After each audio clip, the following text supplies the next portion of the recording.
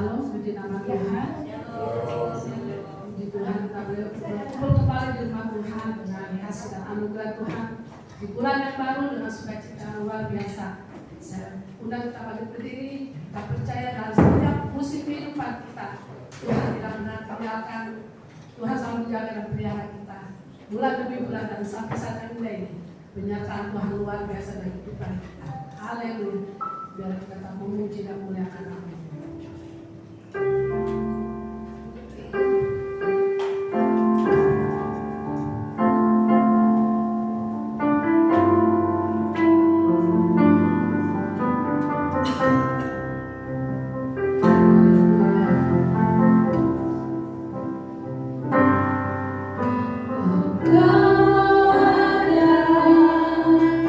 Bersamaku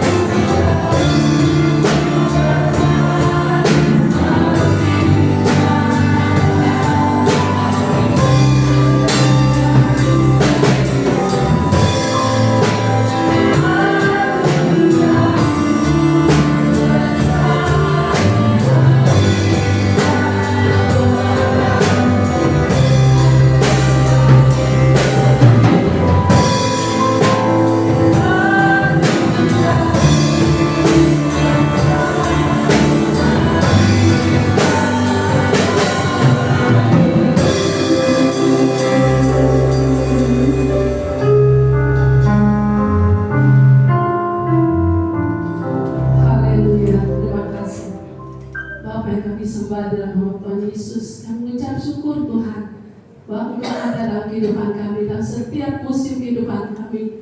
Penyertaan Kau luar biasa Tuhan. Di pagi yang indah ini, di bulan yang baru ini, kami mengucap syukur buat kebaikan Tuhan. Penyertaan Tuhan yang dahsyat bagi kami anak-anak-Mu. Kami ada Tuhan saat yang indah ini Tuhan. Karena kemurahan Tuhan dalam kehidupan kami. Biarlah kami bersama-sama memuji dan muliakan nama-Mu. Pimpin kami Tuhan, urapi kami dalam roh penyembahan kami terus kepada Engkau Tuhan. Penyertaan Tuhan selalu ada atas kehidupan kami. Tuhan, Kau juga menyertai perjalanan Ibu Gembala yang hamba-hamba menghentikan dengan tidak kekurangan suatu apapun. Saat yang indah ini kami mau masuk dalam altar, mau memuji dan muliakan nama-Mu. Kami tinggalkan semua masalah kami di belakang karena kami masuk dalam altar yang kudus-Mu. Terima kasih Tuhan, biar pujian kami menjadi berkat bagi tetangga kiri kanan kami. Mereka boleh merasakan jamahan Tuhan, lawatan Tuhan terjadi. Terima kasih Bapak, pimpinan menyertai kami Tuhan dari permulaan pertengahan hingga akhirnya. Kami percaya kami pernah dengan bersorak-sorak memiliki kemenangan bersama dengan Engkau. Di dalam nama Yesus kami selalu mengucap syukur. Haleluya. Amin.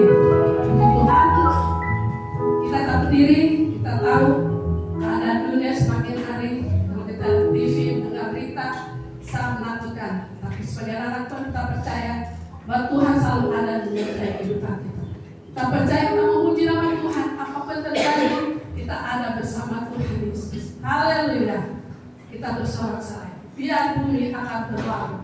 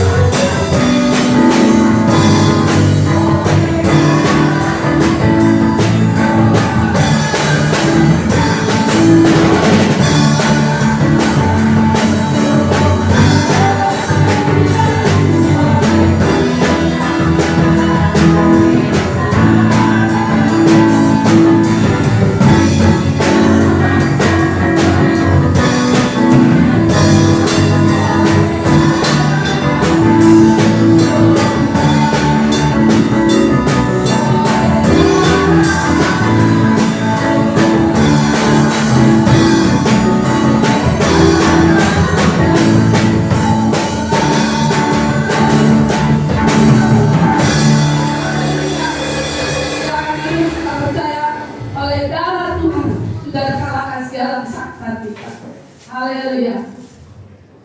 Puji Tuhan.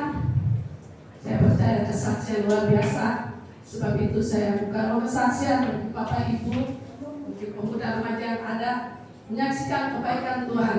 Pujian katakan oleh dalam rumah Allah, segala masalah kita Tuhan sudah tolong. Saya percaya ada kesaksian luar biasa. Saya buka ruang kesaksian, ya kita bersama-sama saling menguatkan.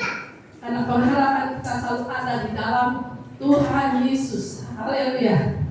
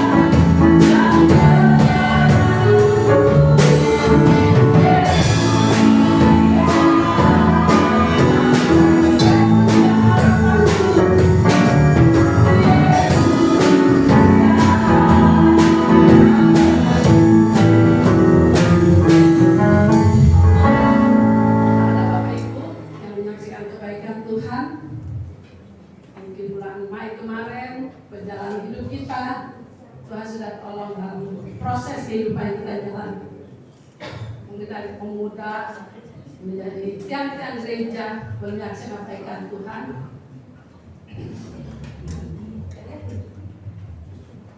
Saya menyaksikan kebaikan Tuhan. Kalau Tuhan sudah tolong dan biarlah kehidupan saya mengucap syukur buat Tuhan Yesus baik. Dialah harapan dari kehidupan saya. Kalau tadi mau pergi ibadah ada aja, saya katakan kepada anak saya, mari ada aja kalau kita mulai Tuhan. Kenapa mak?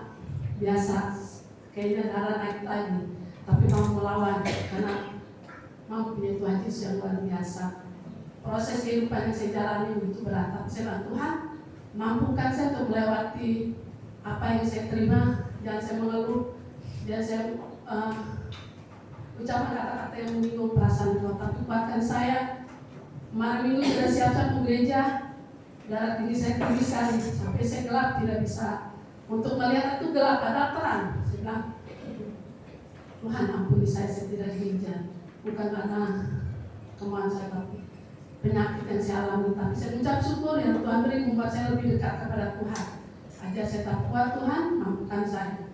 Dan tadi juga, dan bukan juga gitu saya Tuhan tolong mesti. Terus ingin melayani Tuhan, bukan kepada manusia, tapi pada Engkau Allah yang luar biasa. Apa yang terjadi, saya percaya Tuhan akan proses kehidupan saya dengan kuasa Tuhan. Dan pujian-pujian yang saya naikkan, saya bilang Tuhan bukan kuat dan gagah saya, Saya merenungkan setiap kata-kata yang Tuhan berikan dalam pujian ini begitu kuat. Tuhan mampukan saya untuk melewati proses demi proses sakit penyakit saya alami. Tuhan terima kasih. Dan berapa 2 pagi saya berdoa juga sangat berat sekali ya. Karena saya tidur atas dulu saya Tuhan tolong Tuhan saya ingin beribadah. Jangan Tuhan tinggalkan saya. Saya percaya hari yang baru ini ada kekuatan Tuhan dari depan saya. Seperti di surat ayat bahasa semua sekarang Tuhan tolong saya. Apa yang terjadi? Saya percaya pertolongan Tuhan dahsyat dan saya boleh ikuti. Jum pagi sedang Tuhan mampukan saya. Saya ikut terus. Iblis merong-rong dengan hati penyakit begitu berat ya. Saya sampai saya katakan ini kepala kalau bisa dibuka mungkin otot-otot atau urat bisa dilempungin ya sekarang. Tapi saya percaya dengan firman Tuhan di bawah pagi itu menjadi kekuatan saya. Sampai Jum selesai saya juga boleh kekuatan. Puji nama Tuhan walaupun sedikit tapi saya rasakan mujizat Tuhan ada atas kehidupan saya khususnya pribadi saya. Supaya saya tetap kuat, tetap percaya bahwa Tuhan tidak pernah tinggalkan. Supaya itu dukung dan bantu saya dalam doa supaya tetap setia dalam Tuhan. Mungkin ada jemaat yang menyaksikan Tuhan dan saya dapat dia besar baru menyaksikan jangan. Kita kasih kebaikan Tuhan. Terlebih di akhir zaman ini kita dengar, kita lihat di televisi dunia semakin bergelora, tapi kasih Tuhan tidak pernah tinggalkan kita anaknya. Mujizat demi mujizat terjadi dalam kehidupan kita. Firman Tuhan, kalau tidak ada lagi waktu berjalan terus, biar tangan kita menyaksikan kebaikan Tuhan, bersama dijalankan. Yang pertama bersama dijalankan, yang kedua boleh maju depan. Kemudian kita langsung berdoa. Terima kasih Bapa di dalam kerajaan surga. Terima kasih Tuhan Yesus, kami sudah memuji nama-Mu, kami sudah bersorak bagi nama-Mu Tuhan Yesus. Tiba saatnya kami akan memberikan persembahan yang terbaik untuk kerajaan surga. Memberkati tangan-tangan yang memberi maupun tidak Tuhan, Kau yang juga berkati setiap pagi jemaat-jemaat Tuhan. Biar apa yang kami berikan semuanya untuk memperluas kerajaan surga ya Tuhan. Terima kasih Kau baik bagi kami ya Tuhan. Mengucap syukur Tuhan atas kesehatan kekuatan yang Kau berikan bagi setiap kami Tuhan. Juga kami berdoa Tuhan bagi jemaat Tuhan di dalam pekerjaannya, di dalam usaha mata pencarian anak-anak Tuhan, anak-anak Tuhan yang berharap mereka boleh mendapatkan lapangan pekerjaan. Tuhan Yesus menolong. Apapun Tuhan yang mereka kerjakan, Tuhan buat berhasil. Terima kasih Tuhan Yesus, dan kami siap memberikan yang terbaik di dalam nama Tuhan Yesus. Haleluya, haleluya, amin. Tuhan selamat memberi, Tuhan Yesus berkati. Pengharapan kita percaya, harapan kita hanya ada dalam Yesus.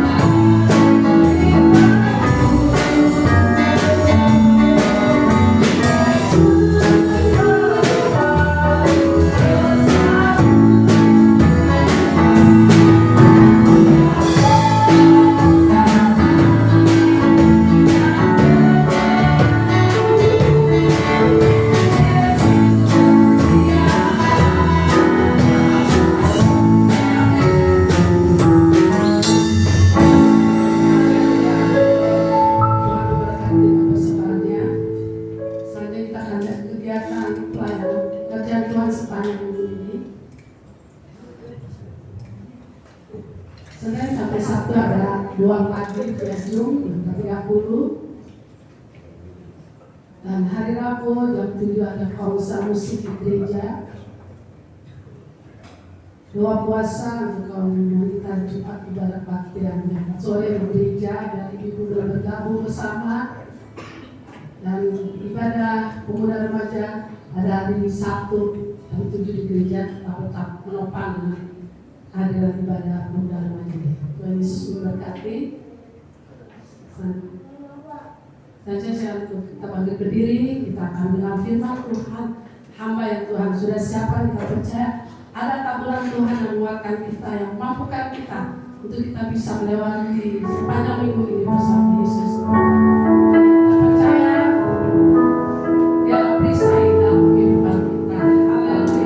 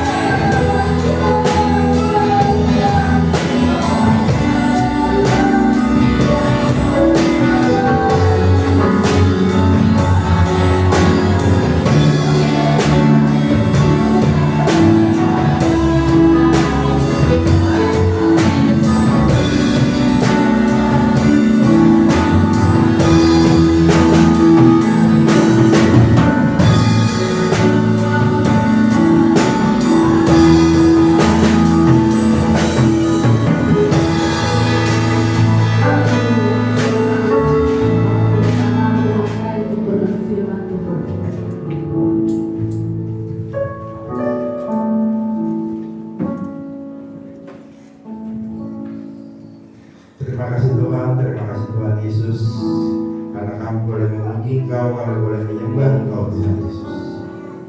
Tuhan Yesus, kami kami percaya itu semua terjadi hanya karena berkat Tuhan dalam hidup kami.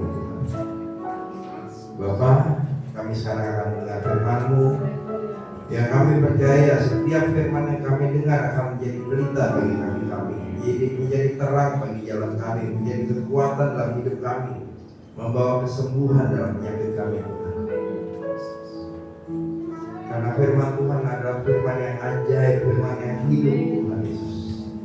Tuhan, urapi hamba-Mu, lidah bibirnya Tuhan, supaya apapun yang disampaikan merupakan isi hati Tuhan saja.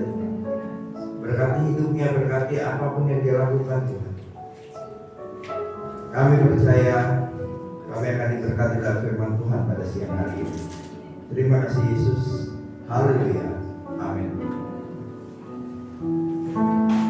Tuhan, terima kasih untuk kampanye Bapak.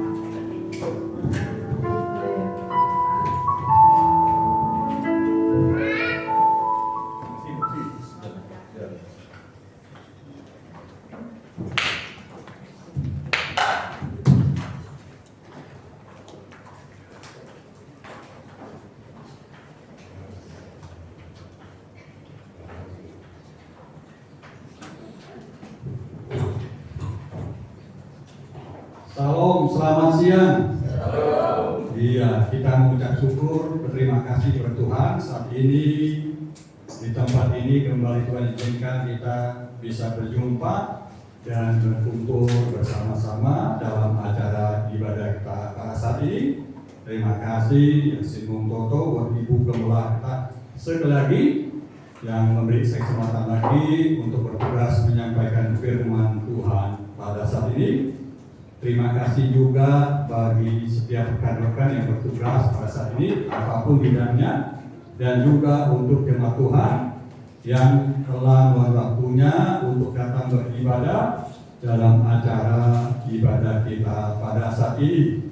Dan ya, saya baru dikasih tahu tugas Bu Gembala Sabtu siang kemarin, jadi waktu mepet. Saya bilang Bapak Maklum entek-entek aja nih. Di 3 menit bisa on. Nah, ya, kalau kita kan masih murid-murid baru belajar, agak butuh persiapan. Ya, tadi kalau sinyal gangguan dikit-dikit, mau dimaklumi ya. Nah, gimana Pak Maklum? Ni hao? Ya, tema ibadah kita hari ini adalah diam atau berbicara. Kita baca firman Tuhan di Yakobus 4 ayat 17. Yakobus 4 ayat 17. Meskipun cuma satu ayat, kita tetap baca bersama-sama ya, dengan suara yang kencang. Kita mulai ya. 3, 2, 1. Jadi jika seorang tahu bagaimana ia berbuat, tetapi ia tidak melakukannya, ia berdosa. Terima kasih. Nah, ada pepatah mengatakan diam itu emas. Pertanyaan sekarang, apa betul diam itu memang emas? Dalam kenyataannya tidak selamanya diam itu emas. Bisa juga artinya bersikatan atau pelanggaran atau juga dosa. Karena dalam kehidupan ini banyak dosa terjadi justru karena kita diam. Kita harus melakukan sesuatu tapi kita diam. Ya, karena kita katakan barang siapa tahu berbuat baik, dia tidak melakukannya, dia juga berdosa. Ya, nah dalam kehidupan ini ada satu hal yang tidak kita boleh lupakan, adalah tanggung jawab kewajiban kita. Artinya kalau kita tidak melakukan kewajiban kita, tanggung jawab kita juga bisa serahkan. Misal contoh seorang polisi, dia lihat di depan matanya ada tindak kejahatan, dia aja nggak melakukan apapun. Dalam kondisi seorang polisi ini seperti ini, dia bisa disalahkan karena dianggap melakukan melanggar kode etik. Ya, pelaporan yang ada termasuk hukum pidana. Ya, jadi seorang polisi bisa bersalah bukan dia pelakunya, tapi karena dia dianggap melalaikan tanggung jawabnya, melalaikan tugasnya sebagai penjaga keamanan ya ketika masyarakat, ya mencegah terjadi tindak kejahatan dan juga sebagai salah satu penegak hukum. Ya, begitu juga ya kalau orang tua melihat anaknya melakukan pelanggaran atau dosa, orang tua diam aja, nggak mengingatkan, nggak menegur, ya Nah, jadi kalau anak melakukan kesalahan atau berbuat dosa, orang tua juga harus bertanggung jawab. Jadi orang tua bisa bersalah bukan dia pelakunya, karena dia diam, karena dia tahu ada yang salah, ada yang berbuat dosa, diam. Ya, jadi sekali dosa bisa terjadi bukan kita pelakunya, dengan mulut kita, dengan tangan kita, ya, dengan tingkah kita, justru kita diam. Ya, misal ada seorang anak tumbuh menjadi seorang anak yang nggak punya sopan santun, nggak punya tata krama, bahkan cenderung kurang ajar termasuk kepada orang tua. Kondisi anak seperti ini kita tidak serta-merta anaknya disalahkan terus, tetapi orang tua bertanggung jawab. Karena orang bertua tidak mengajar, didik anaknya sejak kecil tentang sopan santun, tata krama, sehingga dia bertumbuh menjadi seorang yang nggak punya sopan santun, tata krama. Ya, kalau dia ajar sejak kecil tentang tata krama, sopan santun, kayaknya tidak mungkin seorang anak bertumbuh menjadi seorang yang tidak punya sopan santun, tidak tata krama, kecuali memang ada bawaan itu ya. Ya, nah. Bisa juga, misalnya orang tuanya nggak punya sopan santun, nggak punya tata krama, gimana ngajar anaknya dengan sopan santun? Hampir nggak mungkin. Jadi biasanya anak mempatronin, mencontoh tingkah laku orang tua. Apa yang dilakukan orang tua dicontoh anak-anaknya. Nah, seperti itu ya. Seperti pepatah mengatakan, pohon kelapa kalau jatuh buahnya nggak jauh-jauh dari batangnya, pasti sekitar 5-10 meter jatuhnya, nggak sampai 1.000-2.000 meter, kecuali di bawah binatang. Soalnya di kampung kita banyak pohon kelapa di belakang rumah, tinggal ambil. Tinggi-tinggi 20 km, 30 meter, banyak banget. Sekarang tebang ketinggian itu ya. Nanti kalau Pak Maru mengambil silakan nanti. Banyak, ya seperti itu. Nah itu ya. Jadi kalau kita di kampung dulu ya, kecil-kecil sudah dididik orang tua tentang sopan santun, tata krama. Kalau ada tamu datang, apalagi orang tua, nggak nyapa, tante, asuk haji Pak Mei, akil, nah sudah nggak sopan, tamu nggak panggil, nggak nyapa, langsung tegur. Apalagi kalau kita makan di depan meja ada makannya, tamu datang, kalau nggak nyapa, ayo asuk Pak Mei, tante, kita makan, walaupun basa-basi ya, itu yang sopan, tamu nggak sopan, nggak menghargai tamu, jadi langsung, panggil makan, kerja-kerjanya. Langsung ditegur. Jadi terbiasa dengan sopan santun sehingga menghasilkan generasi yang punya sopan santun. Ya, jadi pengaruh orang tua terhadap sopan santun anaknya sangat berpengaruh. Ya, jadi sopan santun sangat penting. Ya, bisa menjadi berkat bagi kita, memberkati orang lain. Dan juga justru sebaliknya bisa menjadi batu sandungan bagi orang lain kalau namanya santun, nggak ramah sama orang lain. Ya, kalau kita bisa berdagang, ya, pemiliknya sopan, santun, ramah, penjaga juga gitu, ya, orang kan senang datang belanja. Tapi kalau pemilik rumahnya jutek, penjaga tokonya jutek, nggak punya sopan santun, nggak ramah, orang juga malas datang belanja. Kita aja ya, kalau belanja di satu toko, pemilik tokonya nggak punya sopan santun, nggak ramah, mau nggak kira-kira? Ya, kalau saya biasanya biar lebih mahal dikit tempat lain, saya biasanya belanja tempat lain. Kalau penjaganya, pemiliknya sopan santun, seperti itu. Ya, jadi sopan santun, ramah sangat penting. Ya, kalau kita asal dipanggil wawancara, oleh pengacara, kita sopan santun, tata krama, itu sudah berawal dari luar. Ya, dia menjadi gambaran awal orang seperti apa pribadi kita seperti itu. Nah, kalau kita baru diwawancara, ya, belum apa udah jutek, nggak punya tata krama, sopan santun, orang akan malas terima kita. Belum terima seperti itu, apa diterima nanti biar hutang di kantor. Ya, nah maaf nih, seperti saya ceritakan tadi, saya udah kerja ini di bidang profesi saya itu hampir 40 tahun yang lalu, sejak saya mulai kuliah. Nah, profesi saya pertama, ya, saya itu bekerja sebagai auditor independen pada akuntan publik puluhan tahun, juga sebagai internal auditor, ya, auditor di bidang keuangan, bidang pajak sama sekarang. Kalau saya hitung perusahaan, ini bukan kita hitung lagi ya, 500.000 ada perusahaan di satu negara ya, kecil, menengah sampai besar, ya, ketemu bos, kecil, menengah, besar, hal biasa. Modal awalnya Pak, Relawan sopan santun ramah. Ketika kita ketemu dengan sopan santun ramah ke bosnya, bukan hanya ke bosnya, ke bawahnya termasuk office boy dan service, kita ramah. Nah, ketika ramah seperti itu, ya punya sopan santun, mereka punya gambaran awal orang seperti apa kira, bisa nggak diajak kerjasama, orangnya bisa percaya atau enggak. Nah, pengalaman saya mereka sangat senang ya. Nah, kalau mereka senang, ya nego-nego selanjutnya udah gampang. Ya, soal kayak profesi kayak tadi banyak orang konsultasi. Perusahaan saya tuh begini, cara gimana? Perusahaan tuh begini loh, masalah gini. Nah, kita tanya orang, kalau kita ngomong santun, nggak ramah ya, sedikit marah ya. Ya, orang akan mikir-mikir juga untuk pakai kita dibayar seperti itu. Jadi sopan santun ramah sangat penting. Ya, terlebih kita seorang pelayan Tuhan. Ya, pelayan Tuhan itu modal awalnya apa dari? Bukan hebat, bukan pintar, bukan benar, bukan. Modal awal itu sopan santun ramah. Itu modal awalnya. Ya, kita nggak hanya vanitas mimbar, kita harusnya juga dalam sehari-hari. Coba misalnya kita sebagai seorang pelayan Tuhan, salam nyama satu terus, om, tante, asok, pak, ngei, mereka senang, mereka merasa diberkati itu loh. Ya, itu modal awalnya. Itu. Tapi salam orang jangan pilih-pilih. Salam kalau bisa semuanya. Kalau hanya pilih-pilih itu dikasih namanya, bukan salam jadi berkat dari batu sampai bagi orang lain. Ya.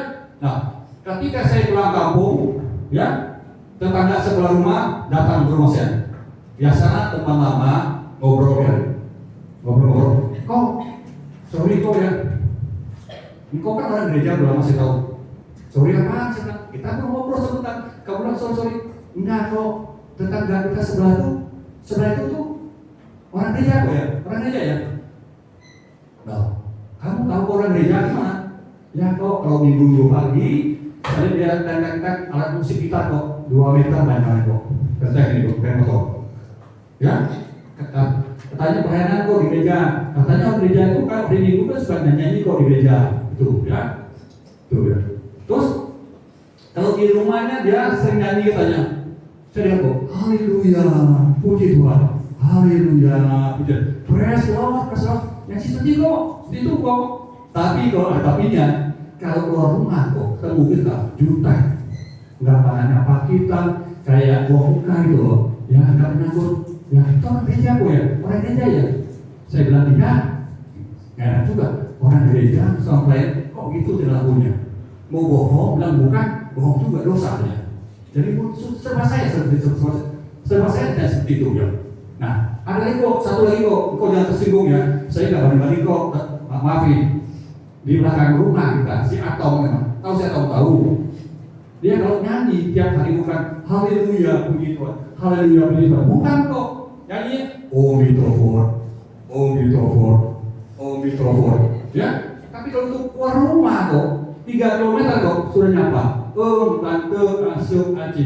Jangan nyapa. Sopan santun ramah kok. Beda dengan kita yang orang gereja kok. Ya, di belakang rumah kita juga satu hari kok. Ada lagi kok. Namanya si Amin. Kamu tahu? Kenal si Amin? Kenal kok. Dia tiap hari nyanyinya bukan haleluya puji Tuhan, haleluya puji Tuhan, bukan omitofor, bukan omitofor, bukan. Dia kalau semuanya kok, bionya 5 meter panjang. Bio itu tahu jaraknya 5 meter. Terus nggak begini. Ayo kalah. Bio. Tapi kalau untuk keluar rumah kok 5 km sudah menyapa kita dengan sopan santun ramah. Nah ini ya, kita sebagai umat Tuhan orang percaya masih contoh teladan bagi orang lain. Justru orang lain ya orang dunia kasih kita contoh buat kita. Kan kita katakan jadi garam terang dunia. Garam dunia apa? Artinya perbedaannya adalah tingkah laku kita berbeda dengan orang dunia.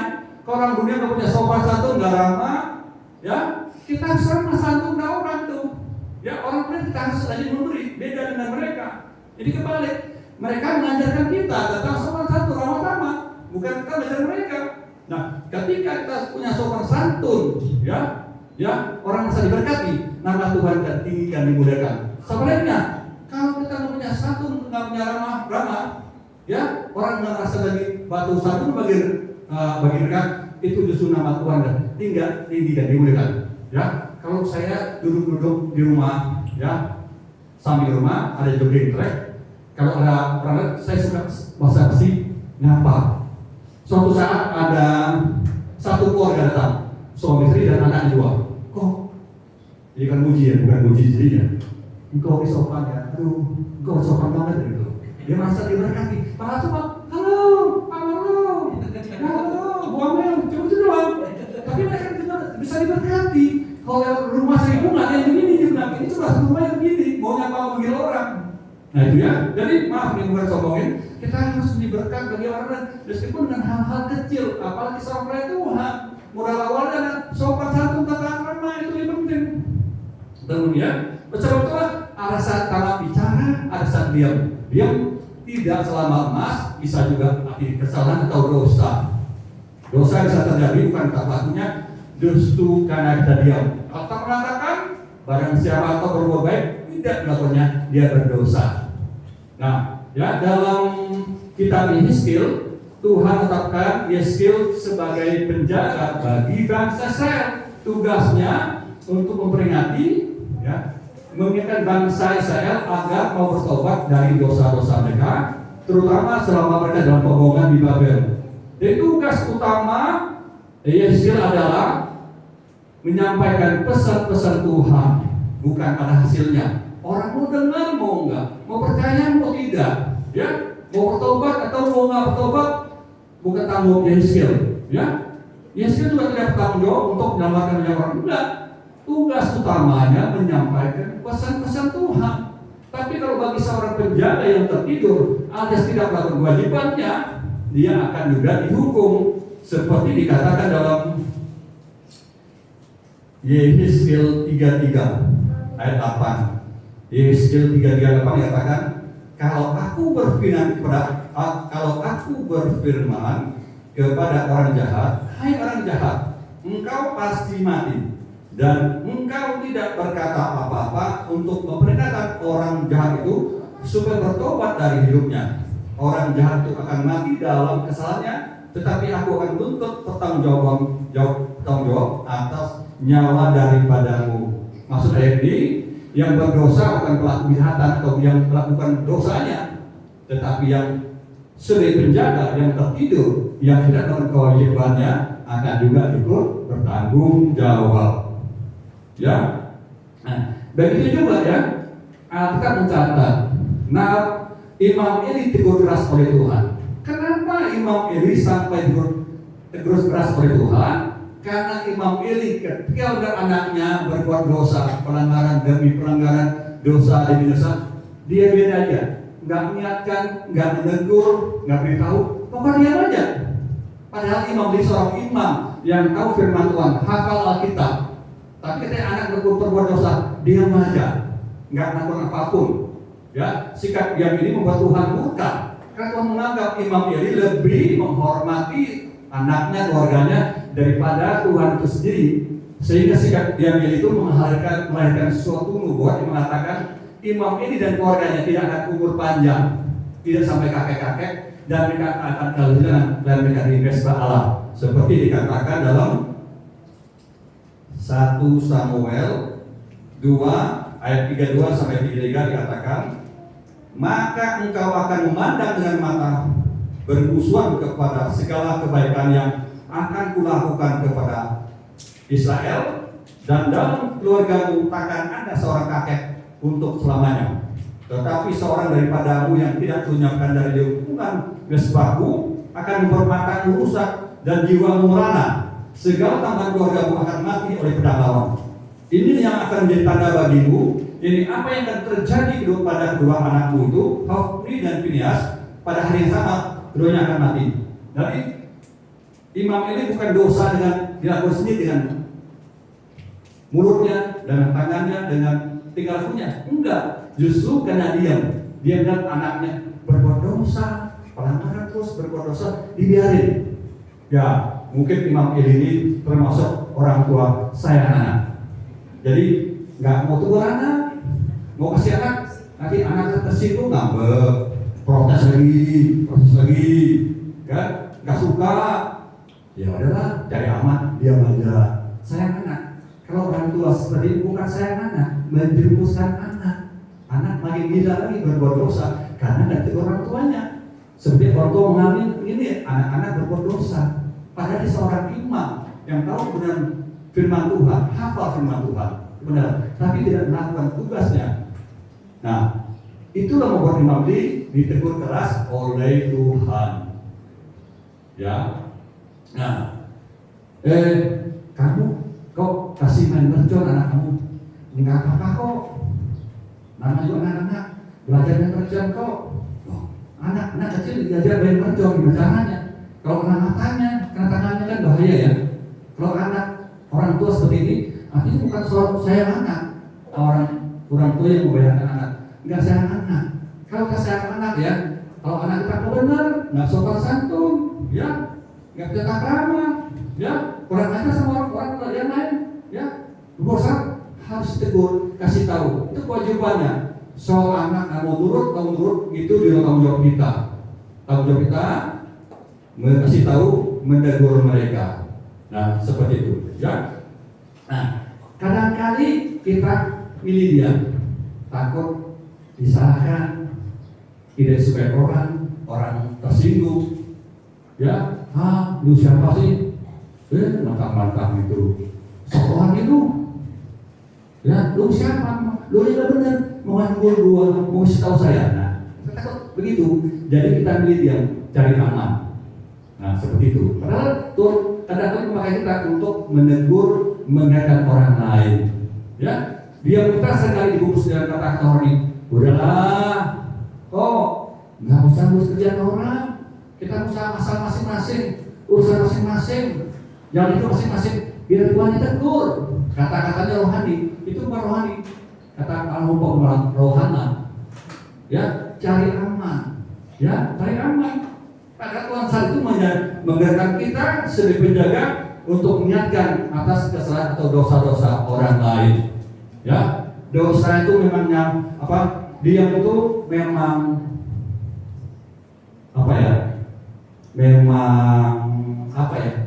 mantap ya, betul. Enak nih. Diam itu enak ya, menyenangkan ya, menyenangkan ya. Karena kita nggak mau beresiko, dibenci orang, dimusuh orang, ya, orang tersinggung, kehilangan saudara, yang nyaman seperti itu. Nah, padahal ya Tuhan menyuruh kita memberitahu mereka. Nah, seperti itu, ya. Jadi, kalau kita mau disukai orang, kita diam aja. Salah, diam. Benar, diam. Nggak salah, benar, diam juga. Jadi nggak perlu konflik sama orang. Jadi kesannya kalau orang diam itu orangnya suci, rohani, belum tentu juga. Bagi manusia oke, bagi Tuhan enggak. Ya, justru ada orang yang suka kasih tahu orang baik-baik, ya, biarkan orang tersinggung, baik dan buruk, salah paham. Jadi kalau mau bikin orang senang, nggak mau musuh atas orang tersinggung, diam aja. Salah diam, benar diam, nggak salah benar diam. Karena dia nyaman, nggak perlu ambil risiko, nggak perlu konflik sama orang. Tapi ingat, kadang-kali Tuhan memakai kita penjaga untuk mengingatkan orang. Bagi penjaga kita tidur, ya, yang tahu berbuat baik dengan lakunya, firman Tuhan, ia berdosa. Dia tahu jawab, kasih tahu aja. Kalau udah asal udah mau nurut, silakan. Nggak nurut, silakan. Nah, seperti itu, ya.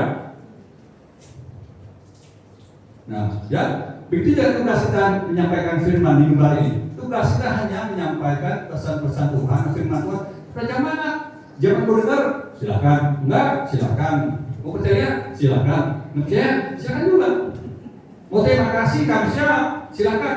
Mau tersinggung, itu tanggung jawab kita. Asal kita sampaikan benar, ya. Kita akan sampai apapun, ada yang senang, ada yang nggak senang, ada yang mau dengar, ada yang mendengar. Itu tanggung jawab kita. Tanggung jawab kita sebatas menyampaikannya. Jadi kalau kita digerakkan untuk menyampaikan hal yang benar, sampaikan aja. Tugas kita sampai. Kita tidak bertugas menyampaikan orang mau bertobat, orang mau sadar enggak, untuk menambah orang banyak enggak. Tugas sebagai penjaga adalah hanya menyampaikan pesan-pesan itu selesai. Dan seperti itu, ya. Nah, tapi kita harus hati-hati. Dia juga hati emas bijak. Dia misalnya nggak bergosip, nggak jelek-jelekin orang, ya. Misalnya nggak puji-puji sendiri, ya, nggak nipu orang dan tegur kita, ya. Dan seterusnya itu bijak, emas, ya. Atau dia menandiri enggak menyampaikan kata menyakiti, melukai hati orang lain. Bisa seorang anak marah-marah lawan orang tua. Orang tua bangka, udah tua anak, masih juga mau sendiri. Nah, itu kata-kata yang nggak sopan melukai hati orang tua kita. Ingat, jalan buruk orang tua kita juga. Kita nggak punya orang tua, mana mungkin tak ada dunia ini, nggak mungkin ada. Orang tua kita jangan susah payah melahirkan kita, membesarkan kita susah payah. Nah ya, kalau orang tua kita masih ada, saatnya kita untuk hormat mereka, sayang mereka. Hidup kita singkat, terbatas ya. Kita nggak tahu kapan terakhir ketemu orang tua kapan. Orang tua saya dalam lagi, setahun lagi, tahun lalu, dalam ya. Jadi kalau punya hormat, mereka sayang mereka, gitu ya. Jangan tinggal laku kita justru bikin mereka kecewa, ya. Salah satu hal yang paling menyedihkan bagi orang tua adalah dan anaknya bertengkar satu sama nggak akur kayak kucing sama tikus. Itu paling sedih orang bagi orang tua. Benar, bukan karena keluar berat, ya, duit banyak, gelar banyak, enggak, ya. Kalau gelar banyak bertengkar tiap hari ribut, apa orang baik, enggak, stres malah, nggak happy.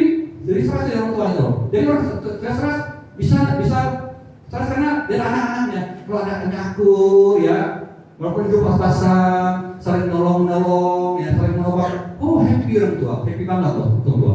Seperti itu. Jadi kalau orang tua kita masih hidup, hormati mereka, sayang mereka. Kalau udah dalam dikubur, baru tanya, mami, papi mau makan apa? Dia dalam kubur menjawab dalam masa depan. Oh, sit makan, sit bongkai. Mau makan apa? Makan tanah kuburan. Orang tua udah di kuburan bertanya, hidupnya enggak dihormati, enggak peduli, makan sendiri, beli sendiri, orang tuanya enggak ditawar apapun. Udah meninggal dalam kubur bertanya, mami papi mau makan apa? Sudah lambat, ya lambat. Nah, orang tua juga begitu. Jangan dengan tentang orang tua, masa lebih berjasa, asam garam lebih banyak lamanya. Bicara sama anaknya, saya enak juga. Bodoh lu, dasar. Kamu saya gak bodoh lu, ya Pak brengsek. Nggak suka nih, keluar, tinggal di rumah. Itu kata-kata nggak boleh kita ucapkan. Itu kata-kata melukai anak kita. Mengutuk anak kita juga segitu, nggak boleh. Marah boleh, kesel ya manusia, tapi jangan boleh sembarang ucap.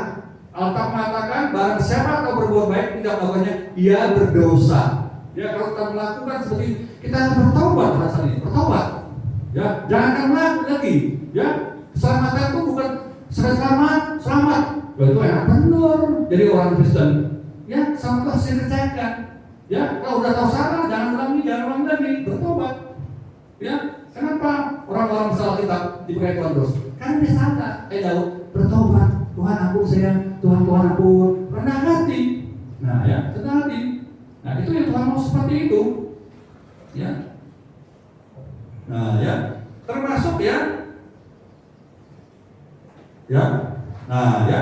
Karena semakin banyak kita melakukan hal perkataan alternatif yang bisa melukai orang lain, ya, itu semakin banyak pelanggaran atau dosanya. Seperti Alkitab katakan dalam Amsal 10 ayat 19. Di dalam banyak bicara pasti ada pelanggaran. Tetapi siapa yang menahan bibirnya berkal budi. Ya, termasuk kita misalnya belum jelas soalnya, belum ada bukti. Ya, kita butuh orang hanya menduga-duga. Kira-kira si Aduh gitu loh. Kira-kira sini, tidak ada bukti. Akhirnya kita menarik kesimpulan dari prasangka, bukan dari bukti. Kesimpulan dari prasangka berbahaya.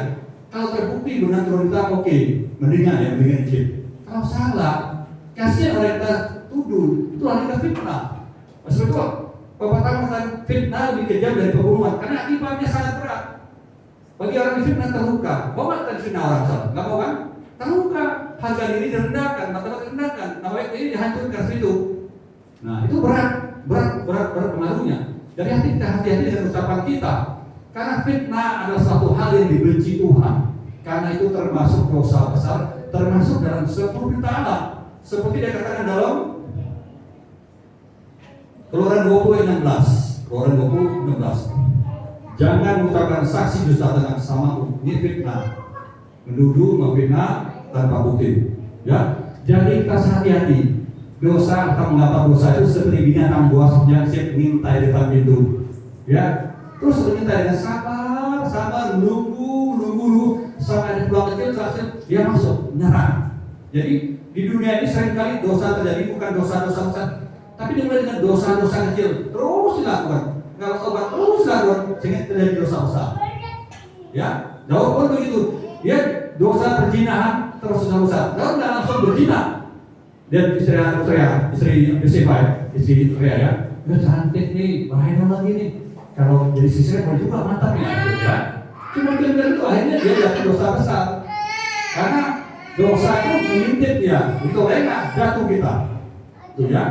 Ya. Kalau ada bisik-bisik kan suka benci orang, tidak sama suka orang, duduk orang, suka anak, keluarga, sama jamaah, orang berkelahi, bertengkar, ya itu iblis itu, ya iblis. Kalau Tuhan katakan gitu, Tuhan Roh Kudus menyatakan, kamu saling menghormati ya, saya memaafkan, saya sayangin ya, nah itu loh, saling mengasihi, saling menolak, itu suara Tuhan pasti. Jadi membedakan suara Tuhan, suara iblis gampang. Kalau yang jahat itu pasti iblis. Karena iblis datang mencuri, memburu, misalkan. Kalau datang Tuhan datang mengampuni. Jadi gampang mana suara iblis atau kalau suara iblis jangan dengar. Kalau suara iblis ini diikuti. Ya kacau kalau suara iblis diikuti. Betul, ya. Makanya kalau kita dipimpin Roh Kudus kita tahu ini salah loh, ini benar. Nah itu loh, ya. Jadi hidup kita dipimpin Roh Kudus. Manusia boleh salah. Manusia bisa berdosa, siapa yang bisa. Tapi kita harus bertobat, jangan ngulangi, nggak ada usaha apapun terus terus itu. Karena ego kita besar, ego kita besar, gak kemana, merasa paling benar, rasanya, pokoknya merasa benar. Ya itu, kalau udah begitu ya udah, masing-masing merasa benar, satu benci satu tidak suka satu, ya itu, ya. Coba kita hidup berkumpul satu yang lain ya, dalam rumah tangga, dalam keluarga, itu kan luar biasa ya. Ya makanya katakan di mana ada kerukunan persatuan justru berkat Tuhan curahkan. Kalau nggak ada kerukunan persatuan sebaliknya kacau dan stres dari yang lain lagi. Ya. Nah sebab itu kita kalau belum jelas, belum paham, belum ada bukti, tapi kita diri nggak bicara. Itu katakan itu bijak emas. Nah seperti dikatakan di dalam Amsal 17 ayat 24. Juga orang bodoh akan sangat bijak kalau dia diri dan sangat berpengertian kalau dia menatuk bibirnya. Kita diam bukan nanti kita nggak paham, kurang pengetahuan, capek enggak. Kita menjaga mulut bibir kita agar jangan sampai salah ucap. Kita lebih baik diam dan diri daripada kata-kata yang benar-benar seperti banyak kita katakan sebagai banyak pelanggaran juga atau katakan. Ya. Nah, termasuk dalam kehidupan ini, kalau ada masalah ya, masalah kesehatan ke, keuangan ke, keluarga ke, rumah tangga, pelayanan kita sikap diam. Kita serahkan masalah kita, berdoa kepada Tuhan. Ya, diam. Itu emas. Tapi kalau memilih sikap ada masalah, langsung marah-marah, stres, ya, salah sidik, salah keluh kesah, saling menyalahkan manusia. Bahkan dengan Tuhan itu dosa namanya. Ya, seperti yang dilakukan bangsa Israel selama di padang gurun ada masalah dikit, guru keluh kesah, menyalahkan Musa sebagai pimpinan, menyalahkan Tuhan, ya. Nah, seperti dikatakan dalam Keluaran 14 ayat 11 sampai 12 dikatakan, dan mereka berkata kepada Musa, apakah karena tidak ada tuduhan di Mesir maka engkau membawa kami untuk mati di padang gurun ini? Apakah yang kau perbuat ini terhadap kami dengan membawa kami keluar dari Mesir? Bukankah yang telah kami katakan kepadamu di Mesir, jangan mengganggu kami dan biarlah kami bekerja pada orang Mesir, sebab lebih baik kami untuk bekerja pada orang Mesir daripada mati di padang gurun. Akibat sikap bangsa Israel yang seperti itu, menggerutu, mengulang momen, bersungut-sungut, berpesan, memperturunkan Tuhan akhir mukul mereka. Akibatnya sebagian bangsa Israel saat itu tidak sampai ke tanah perjanjian. Mereka sudah mati duluan sebelum sampai sana. Ada di orang berbisa, di bangsa Baguas, juga kena sakit penyakit dan seterusnya. Ya, jadi lewat firman Tuhan saat ini kita ingatkan bahwa tidak selama dia untuk emas, bisa juga artinya pelanggaran atau dosa. Karena dosa bisa terjadi bukan kita pelakunya, bukan buat kita dengan tangan kita, dengan tindak laku kita, justru karena kita diam. Dan kita ingatkan, jangan asal bicara. Lebih baik diam, menahan diri, sabar, jangan bicarakan hal-hal negatif. Itu akan benar pelanggaran atau dosa. Ya, terima kasih atas firman Tuhan pada saat ini, dan mohon single ke depan, single WL, dan mohon jemaat Tuhan berdiri ya, kita nyanyikan sama-sama lagu ya, Roh Kudus datanglah.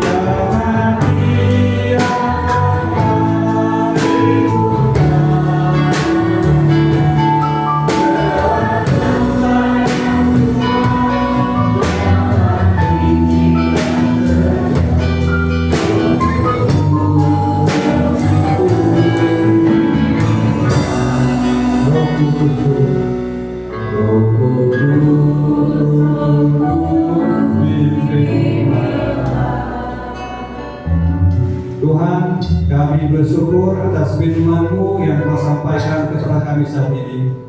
Firman mengajarkan kami bahwa tidak selama diam itu emas, diam juga bisa berarti suatu perbuatan dosa atau pelanggaran, karena dosa bisa terjadi bukan semata-mata kami kami pelakunya, tetapi kami diam. Tuhan, kami diajarkan harus paham kapan kami harus bicara, kapan kami harus diam. Tuhan, terima kasih firman-Mu, biar siap firman-Mu dan Kamu bisa mengingatkan kami, agar kami tahu kapan kami harus bicara, kapan kami harus diam. Tuhan, terima kasih atas firman-Mu. Di balasannya kami akan mengadakan perjamuan kudus. Tuhan, mohon sucikan kami semua Tuhan. Mohon tangan Tuhan kami seida denganmu. Tuhan, mohon kuduskanlah roti yang kami makan dan anggur yang kami minum. Kami telah berdoa dan mengucap syukur di dalam nama Tuhan dan Allah kami yang hidup, di dalam nama Tuhan Yesus. Yang percaya katakan amin. Mari kita siapkan anggota masing-masing.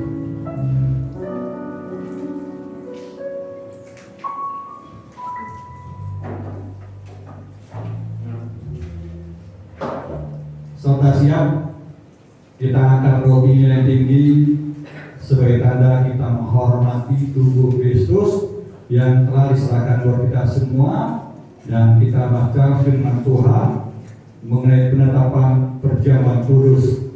Dan ketika mereka sedang makan, Yesus mengambil roti, mengucap berkat, memecah-mecahkannya, lalu memberikannya kepada murid-muridnya dan berkata, ambillah, makanlah, itu tubuhku. Di tangan kanan kita ada roti, bukan roti biasa, tetapi roti sebagai tanda kita percaya bahwa tubuh Kristus telah diserahkan buat kita semua sebagai umat Tuhan. Orang percaya, kita makan dengan iman sambil mengucap syukur. Haleluya, puji Tuhan.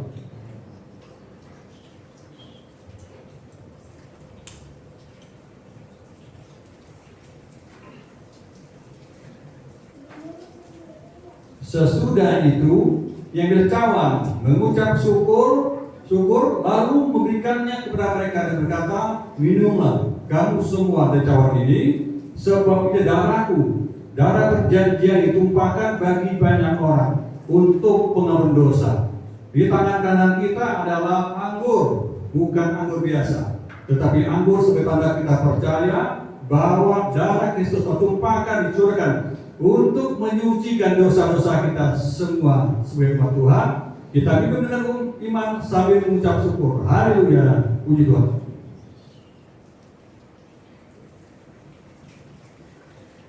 Tuhan, kembali kami mengucap syukur kepada-Mu.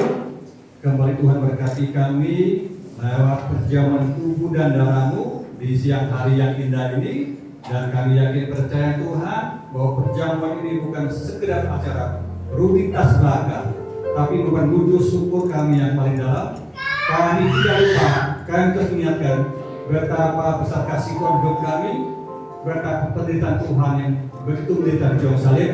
Lewat tubuh-Mu, darah-Mu Tuhan korbankan untuk menyucikan dosa-dosa kami semua, sehingga kami pun telah lahir sebagai manusia baru, sehingga untuk dosa Tuhan itu maut dan kebinasaan tidak berlaku lagi atas diri kami, karena Tuhan pun telah menghapuskan dosa-dosa kami. Tuhan, kami mohon berkati melimpah dalam hidup kami.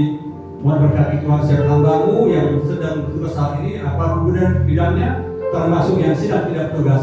Kami Tuhan mohon kami beri kekuatan, kesehatan, hikmat daripada Tuhan ditambahkan kepada kami, agar kami sering dimampukan dengan tugas-tugas kami sehendak-Mu, dan juga kami dimampukan untuk diberkat, bukan hanya di tasbih, bukan hanya dalam gereja, tapi dalam kehidupan sehari. Kami menjadi garam dan terang bagi orang lain. Nama Tuhan kami pun ditinggikan, dimuliakan. Tuhan, kami berdoa juga mohon berkati jemaat-Mu yang ada di tempat ini maupun di rumah masing-masing. Mohon berkati keluarga mereka Tuhan, orang tua mereka, suami istri, anak-anak mereka, sisi rumah tangga mereka di Tuhan. Tuhan, cukuplah setiap kebutuhan mereka. Berikan terbaik buat mereka Tuhan. Mohon jemaat untuk dijauhkan dari segala sakit penyakit, dari Tuhan hal-hal yang Tuhan tidak dan dari segala kurangan. Tapi berkat Tuhan yang ada dan juga berkat-berkat jauh sebagai rumah berkat rohani, bagi yang lama letih lesu Tuhan segarkan, bagi yang sedih Tuhan hiburkan, bagi yang berat apapun masalah, mohon lepaskan beban mereka Tuhan. Masalah mereka dicari Tuhan keluar Tuhan. Terima kasih Tuhan, termasuk yang lagi sakit penyakit tubuh, Tuhan tolong jamah Tuhan satu persatu.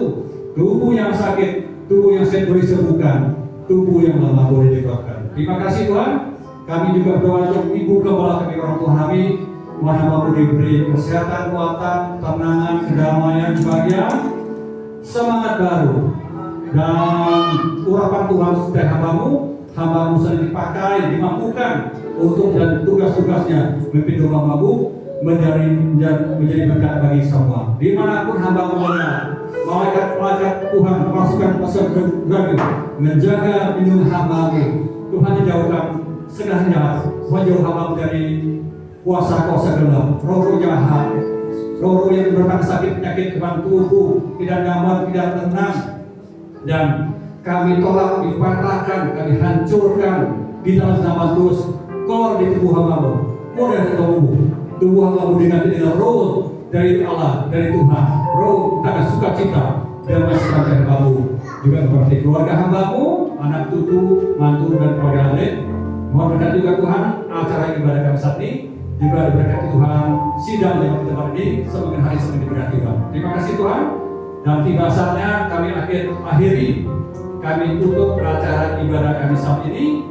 Sebentar kami berpisah satu sama lain, dan ke tempat ini kami akan pulang ke rumah masing-masing dengan bawa berkat daripada Tuhan. Kita akan doakan untuk menerima berkat Tuhan. Terima berkat dari Tuhan, berkat sukacita dan damai sejahtera dari Allah Bapa, cinta kasih sayang dari Tuhan Yesus Kristus, kekuatan pertolongan, penghiburan dan pimpinan pengurapan di dalam Allah Kudus, di dalam nama Tuhan Yesus, berkat penyertaan, pertolongan, pimpinan Tuhan oleh kita sebagai umat-umat orang percaya. Mulai saat ini, esok sampai Natal, sampai Tuhan Yesus datang kali dua. Haleluya. Yang percaya katakan, amin. Bapak, mohon jemaat tetap berdiri. Nah, hari ini serentak seluruh gereja ya untuk berdoa untuk bangsa negara kita. Ya, serentak mohon sediaan Ibu Rusi yang berdoa. Oh, ada di belakang.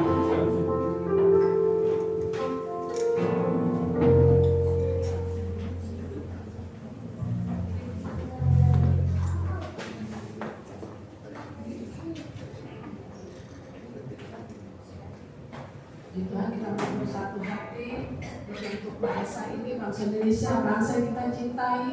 Kita bersatu semua, kita boleh dengan satu pujian. Kita ingatkan, kita percaya dengan doa kita bersama bersatu hati. Tuhan akan melindungi bangsa Indonesia. Amin.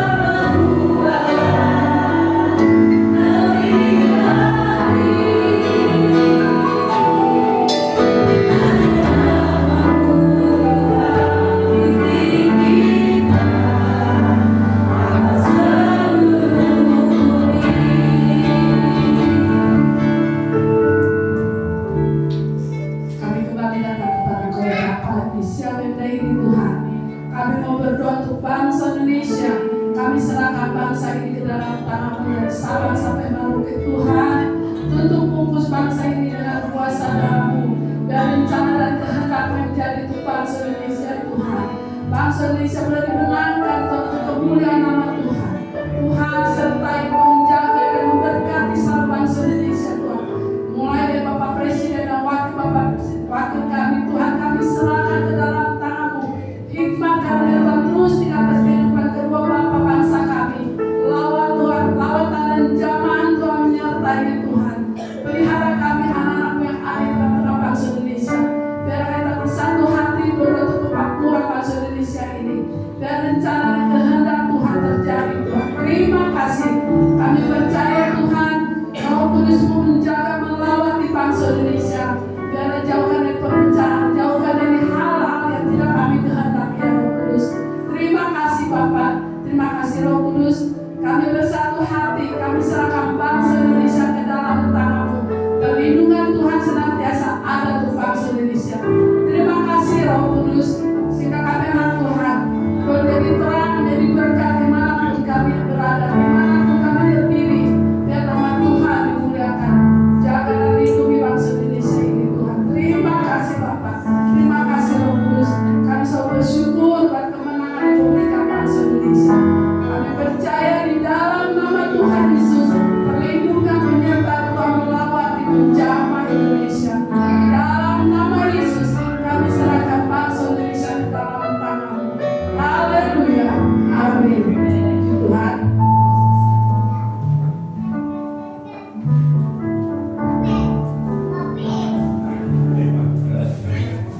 Jadi sampai mana? Terima